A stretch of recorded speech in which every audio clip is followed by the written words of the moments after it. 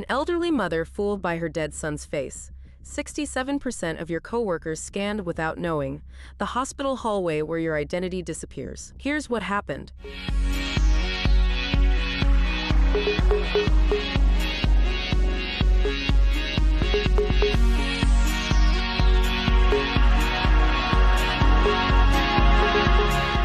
An elderly woman in China saw her deceased son speak to her on screen. She believed it, at least for a moment. The video hit 90 million views on Weibo. That single clip pushed Beijing to rewrite the rules. China's new draft regulations don't ask whether an AI avatar looks real. They ask whether the real person said yes. For anyone whose face has ever been online, that's a bigger shift than it sounds. According to Biometric update, the draft classifies your face and voice as sensitive personal information, requiring explicit, standalone consent before any avatar can be built from them. The deepfake problem just stopped being about detection. It became about paperwork. From Beijing to your office badge, the consent question is spreading fast. Someone swiped into their office this morning using their face. They didn't sign anything. They didn't read a policy. They just showed up, looked at a camera, and the door opened.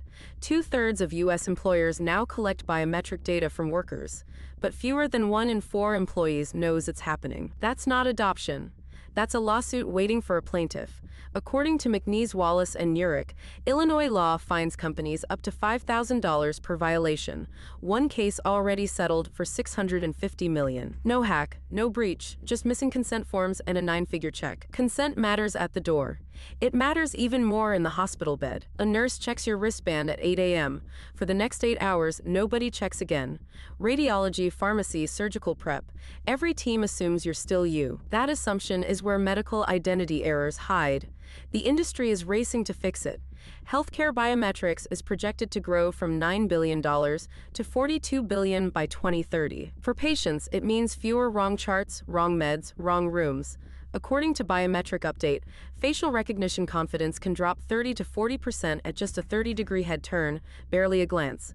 A single check is a snapshot. Continuous verification is a promise. 3 stories, 1 thread. In China, consent decides if an avatar is legal. In offices, consent decides if a scan is a lawsuit. In hospitals, continuous checks decide if you get the right care.